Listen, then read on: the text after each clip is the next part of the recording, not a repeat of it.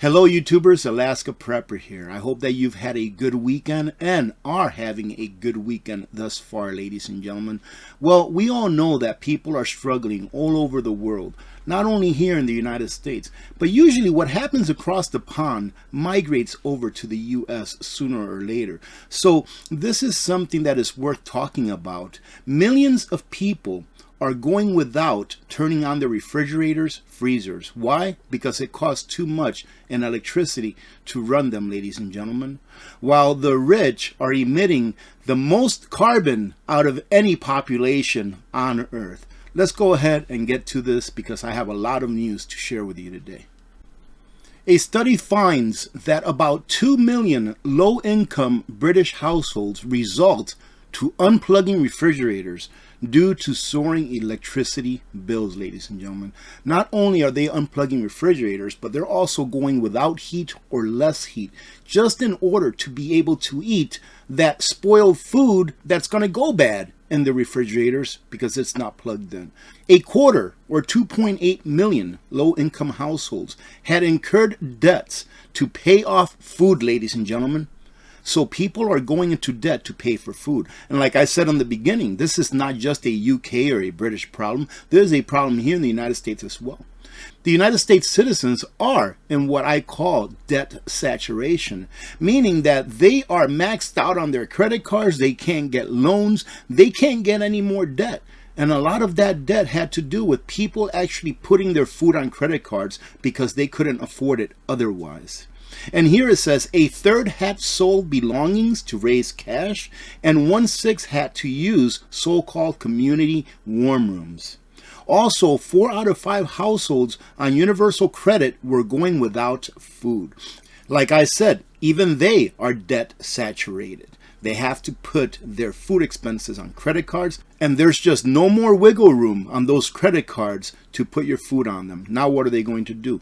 Eventually, food banks will run out of food, ladies and gentlemen.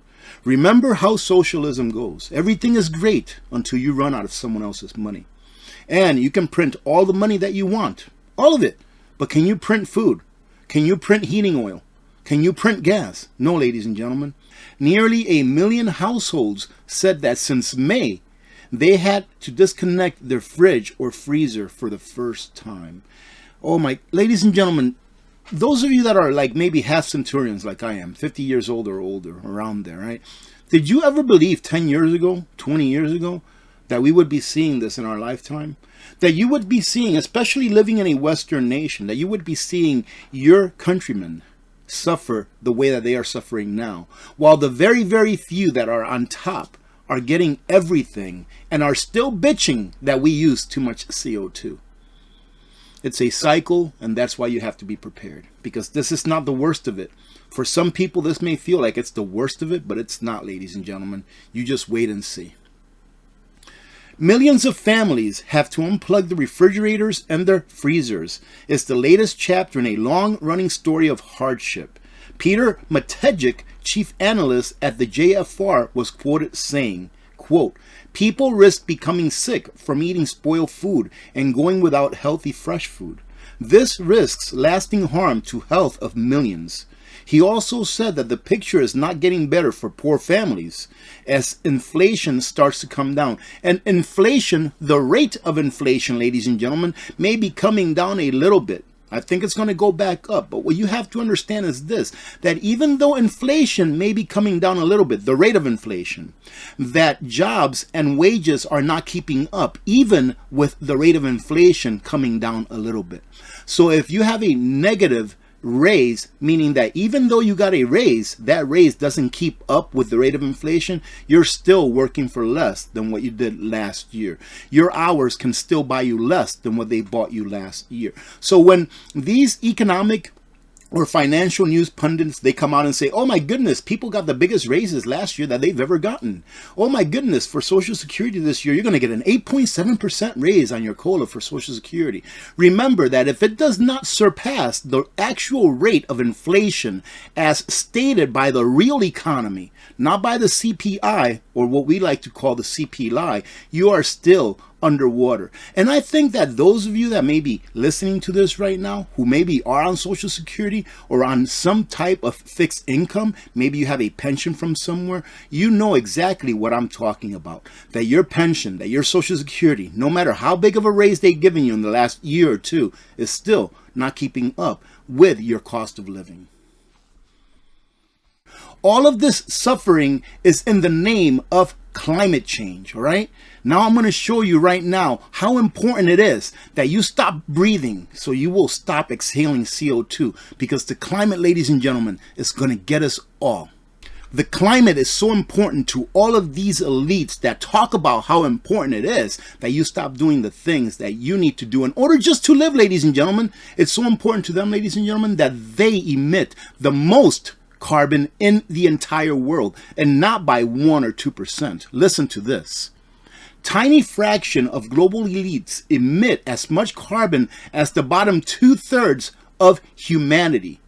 The tiny fraction, do you understand what I just said? Just a minute fraction, not even, I would say, full percent, not even 1%, all right, of the world's population emits more than 2/3 of the world's population in carbon, while they sit there in their ivory tower and tell us that we can't eat meat, tell us that we can't drive a vehicle, tell us that we have to take a train and can't take an airplane, while they emit the most carbon. They are laughing at us, ladies and gentlemen. This really upsets me because so many people are suffering while these hypocrites are laughing at our faces. Do you think they are not? Do you think that every time that one of these people get on one of their aircrafts, airplanes, whatever you want to call it, helicopters, whatever it is, that they're not laughing at our faces when they're looking down at us, ladies and gentlemen? When they tell us, you can't do this, you can't do that, and they do the exact same thing that they tell us we can't do. Why? Because we have to save the planet. So now we have idiots who are gluing their darn hands to the street, who are ruining expensive paintings. And what are they doing it for? Because they listen to the rhetoric of these people that want to control the world via climate change. Let me be quiet and let me go ahead and read on for a little bit. Critics who rail against the hypocrisy of wealthy global elites jet-setting on carbon-spewing private planes while pontificating about the need for the rest of us to cut our climate footprints just got a boost from a new study. Now listen to this, because if you're one of these climate activists, you are being played for a fool. You really are. There is no climate crisis. The only climate crisis that exists, ladies and gentlemen, is that which they have told you that exists. Ladies and gentlemen, let me take a quick minute to let you know that many of the vendors that sponsor this channel still have Black Friday sales. So anywhere from the OPS solar generator company to Nutrient Survival freeze-dried foods, the most nutrient dense, may I say, Contingency Medical for your emergency antibiotics, Simpure for clean water. 4 Jars is having a great sale on pressure canners and, more importantly, canning lids. So go check them out. Wellbots has the EcoFlow solar generator models on sale at a very good price, and one of our new sponsors is Hybrid Lights, who offers, in my opinion, what are some of the best and hardiest flashlights and headlamps, etc., that there are on the market at a very good price. So if you're still in the market for some of this prepper stuff, ladies and gentlemen, take a look at the links that I've left on a pinned comment and in the description of this video. Now let's get back to this video. So ladies and gentlemen, if you are still in the market for some of these things, take a look at the links that I've left on the description of the video and on a pinned comment, because these are, in my opinion, some of the very best prices. And all of these products, all of the people that I deal with, I believe are good companies that have a good product, that have good people behind them. Now let's go ahead and talk about this. I'm not picking on the rich, ladies and gentlemen. I am a capitalist by nature. I think that if you earn $1 million, you should keep $1 million, right? But don't tell us how to live our lives, because you are being controlled by some globalist over there at the WEF or something. Yes, my video just got demonetized, right? So please give it a like and share. You know, I'm tired of playing this game. Some globalist over there at the WEF has all of these people under their thumbs, and they're telling them what to do. They are the real puppets. These people spewing these lies, they are the real puppets that have sold their soul, ladies and gentlemen, for money. Imagine that, selling your soul for money. Now you have to do what you're told every minute, every day of your life, including this lie about climate change. Again, 1% emit about the same amount of carbon as the world's poorest 2/3. This means that a small sliver of global elites, or 77 million, have produced as much carbon as the 5 billion people that make up the bottom 66% by wealth, says the study. Incredible. Ludicrous hypocrisy. Global leaders and policymakers fixated on fighting the supposed ills of carbon emissions because of models predicting dangerous climate change have often drawn criticism to their use of carbon spewing private jets. Of course, and one of those is my favorite, the czar of climate change of the United States of America, which his name is John Kerry. And if you come and read this, it'll say pretty much that he's been stated as quoting that I don't own a private jet. I don't use a private jet because I don't own one. But it was his wife that owned one. Again, all they do with this climate change stuff, ladies and gentlemen, is make our lives very, very difficult to live. And they laugh at us while they're at 36,000 feet looking down on us. Now let's go ahead and talk about our next story. If you want to come and revisit all of these, ladies and gentlemen, I will go ahead and leave the link to all of these stories at the very bottom of the pinned comment that I put on.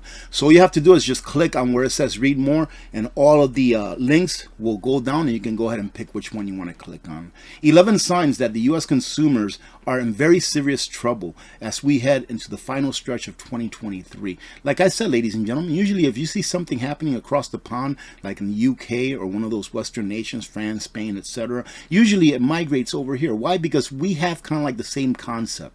Right? We have kind of like the same economic model, I guess you can say, right? So it's going to happen here if it happens over there, vice versa. Number one, U.S. renters are spending 30% of their income on just rent, on something that you will never own, ladies and gentlemen. When they said you will own nothing and be happy, they were half right. You will own nothing.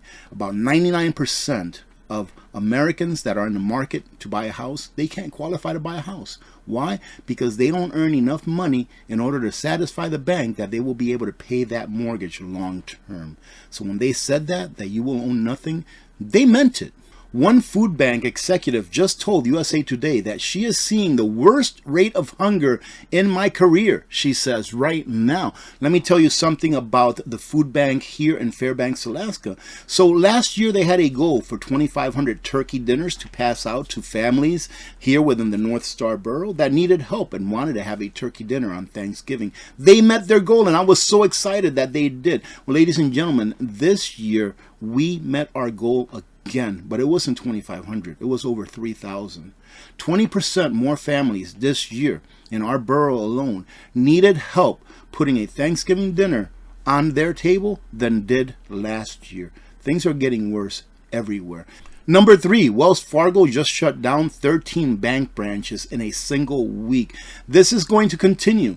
In my opinion, they're going to continue to shut down banks and consolidate until there's just a few. So there's going to be some kind of huge financial collapse where a lot of banks, like let's say like half of the banks of the 4,500 or so banks that are still open, where like half of them will have to shut down and get consumed by the other half. And then maybe a year or two later, if we make it that far and society doesn't collapse before then, ladies and gentlemen, the same thing will happen. They've been doing this systematically decade after decade after decade. They know what their end goal is. Their end goal is to submit through a CBDC that will completely control us and being governed by only a few big banks that can be easily controlled by those at the top.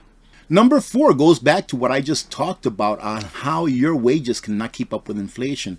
Average hourly earnings for all employees have fallen by 3.32% since Joe Biden entered the White House. What does that mean that they have fallen? Nominally, they have gone up. So for example, if you used to make 2 years ago, if you used to make 15 bucks an hour, you might be making 17, 18, 20 bucks an hour now. But even making more than what you were making a couple of years ago, you have to buy less because you can't afford to buy the same amount of stuff that you bought with 15 bucks 2 years ago than what you can with 20 bucks today. Meaning that you are still losing as far as income goes.